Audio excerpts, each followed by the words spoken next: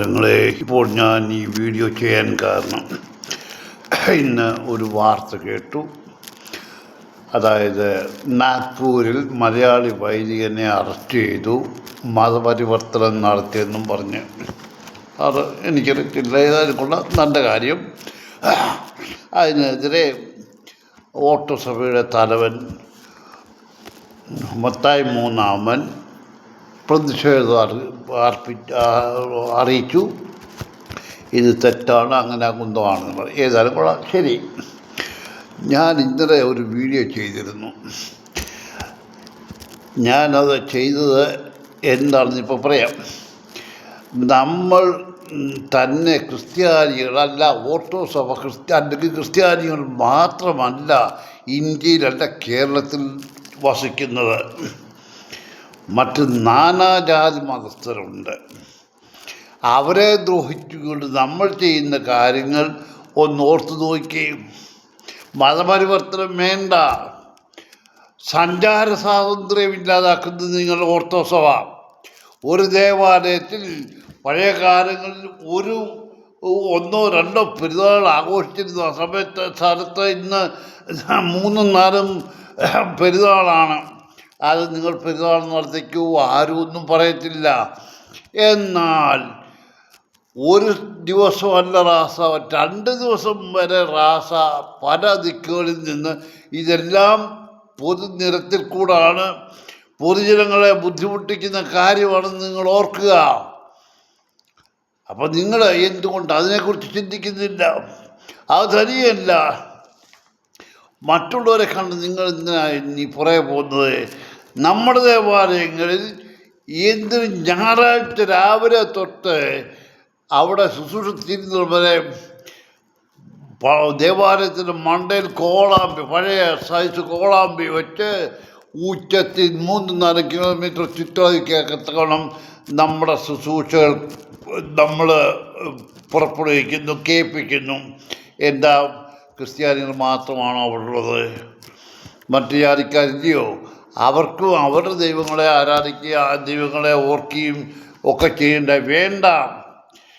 Ortho സഭയിലെ തന്നെ ആൾക്കാർ, അസുഖം ബാധിച്ചു കിടക്കുന്നവർക്ക് രാത്രി ഉറങ്ങാൻ കഴിയാത്തവരും വേദന കൊണ്ട് പുളയുന്നവരും ഉണ്ടായിരിക്കും.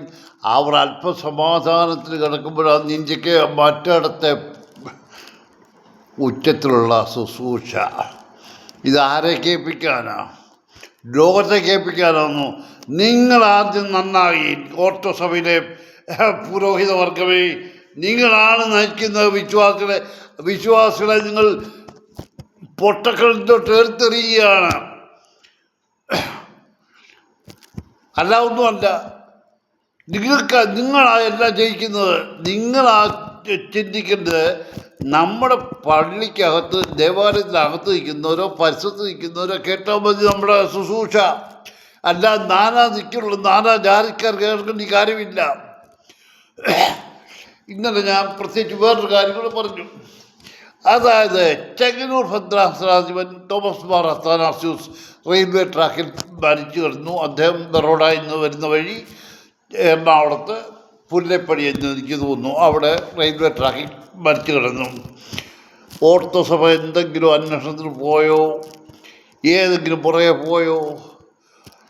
എന്നാൽ അതേ സ്ഥാനത്ത് ഇന്നൊരു പുരോഹിതനെ അറസ്റ്റ് ചെയ്തപ്പോൾ പ്രതിഷേധം അറിയിക്കുക. നിങ്ങൾ പോയി അന്വേഷിക്കുക അവിടെ എന്ത് സംഭവിച്ചു എന്ന്. അല്ലാതെ വാർത്താച്ചാൽ നോക്കിയല്ല ഇരിക്കുന്നത്, അല്ലെ പേപ്പറിൽ വരുന്ന ന്യൂസാ. അവിടെ ഉണ്ടല്ലോ ആൾക്കാരെ. അല്ലെ നിങ്ങൾ ആളിനെ വിട്ട് അന്വേഷിക്കുക അവിടെ എന്ത് സംഭവിച്ചെന്ന്. നിങ്ങൾ അതൊന്നും പോകത്തില്ല. കണ്ണുമടച്ച് ന്യായം പറയുക. നിങ്ങൾ ആ 1934 ഭരണഘടന ഒന്നെടുത്ത് കാണിക്കാൻ വയ്യായിരുന്നു അവരെ. ഇപ്പോഴും ഈ 1934 ഭരണഘടന ഉണ്ടാക്കിയ സമയത്ത് ഒരു മനുഷ്യനും ഇന്നും ഇല്ല. എന്നാലും അത് പൊക്കി പിടിച്ചുകൊണ്ട് വരിക. അത് ഈ അടുത്ത കുറച്ച് ദിവസത്തിന് മുമ്പ് ഈ കാതോലിക്ക പറഞ്ഞു, ഏതോ മണർകാട്ട് പള്ളി, ഏതോ ഒരു പള്ളി യാക്കോബക്കാരുടെ കയ്യിലാണെന്നും ഓർത്തോ സഭയ്ക്ക് കിട്ടിയതാ. അതുകൊണ്ട് അവിടുത്തെ സ്കൂളുകളിലെ വാദ്യന്മാരുടെ മറ്റുള്ള അപ്പോയിൻമെൻ്റ് എല്ലാം ഞങ്ങൾക്ക് അധികാരമുണ്ടെന്ന്. അതെനിക്ക് തോന്നുന്നു കോടതി നിർത്തി വച്ചിരിക്കുകയാണെന്ന് തോന്നുന്നു, അരുവ് ചെയ്തില്ലെന്ന് തോന്നുന്നു. അതുകൊണ്ടാണ് എനിക്ക് അറിഞ്ഞു പോകുന്നത്. എന്തിനാതെ എല്ലാം പണത്തിന് വേണ്ടി കള്ളന്മാരെ കൂട്ടുപിടിച്ച് ഓട്ടോസഭയ്ക്ക് വേണ്ടത് കള്ളത്തരം ചെയ്യാനും അനീതി പ്രവർത്തിക്കാനും അനീതി ചെയ്യിക്കാനും കഴിവുള്ളവരെ കൂട്ടുനിർത്തും ഓട്ടോസഭ. അതിന് ഞാൻ വേണേൽ ഉദാഹരണം പറഞ്ഞുതരാം. ഇപ്പം അത് പറയുന്നില്ല, പേരെടുത്ത് ഞാൻ പറഞ്ഞുതരാം. അവരെയൊക്കെ എന്തിന് കള്ളത്തരം ചെയ്യുന്നവന്മാരെ, സഭയ്ക്ക് വേണ്ടി ചെയ്യുന്നവന്മാരെ അവിടെ ഇവിടെ വലിയ വലിയ സ്റ്റേജിൽ പ്രസംഗിപ്പിക്കുക. എന്തോ വചനം, എന്തുവാ, ഇതാണ് ഓർത്തസഭ. ഇനി ഇത് കണ്ടപ്പം ഈ കൊലക്കേസിൻ്റെ ഒന്നാമത്തെ പ്രതി മത്തായി മൂന്നാമനോട് എനിക്ക് ചോദ്യം, നീ എന്തിനാ ഇപ്പം കിടന്ന് കരയുന്നേ? നീ നയിക്കുന്ന സഭ ചെയ്യുന്നതിൻ്റെ തെറ്റ് എന്താണെന്ന് നീ മനസ്സിലാക്കുക.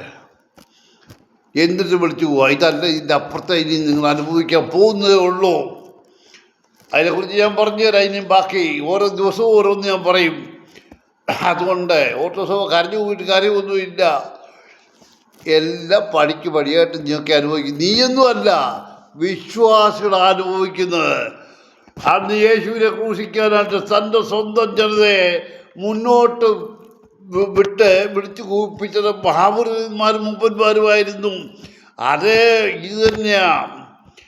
അപ്പോഴേ മനസ്സിലാക്കണം, ബൈബിളിൽ പറഞ്ഞിട്ടുണ്ട്, അന്ത്യകാലത്ത് യഹൂദൻ രക്ഷയിലെന്ന് കാണുമ്പോൾ തങ്ങൾ ഒറ്റിക്കൊടുത്തവനെ കുത്തിയവനിലേക്ക് നോക്കും, ദൈവത്തിലേക്ക് നോക്കി നിലവിളിക്കും.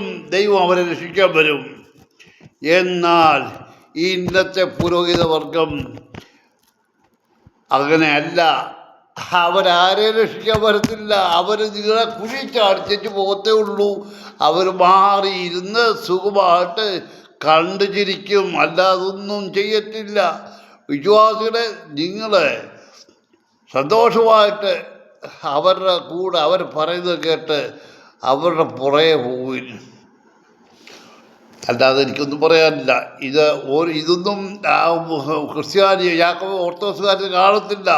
യാക്കോബുകാരൻ്റെ പള്ളി മുറ്റത്തേക്കുന്ന മരം വെട്ടാൻ പോയ നീയൊക്കെ സഭയാണോടാ മറ്റവന്മാരെ?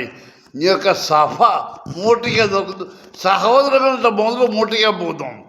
അവരുടെ പള്ളി പിടിച്ചു പറിക്കുന്ന പോരായിട്ട് അവരുടെ പള്ളിയിൽ തർക്കത്തിൽ കിടക്കുന്ന പള്ളിയാണ്, അവിടെ നിൽക്കുന്ന മരം വെട്ടുന്നു.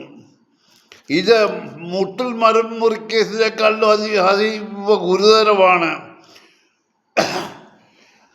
അവരിന്ന് സുഖമായി ജീവിക്കുന്നു, അതുപോലെ നിങ്ങൾ സുഖമായി ജീവിക്കുന്നു വിചാരിക്കണ്ട. നിങ്ങൾ എന്താന്ന് വെച്ചാൽ ഈ ഓർത്തഡോക്സ് സഭ ഏതായാലും കൊള്ളാം, നന്മയിലേക്കാണ് വിശ്വാസികളെ നയിക്കുന്നത് പുരോഹിത വർഗം.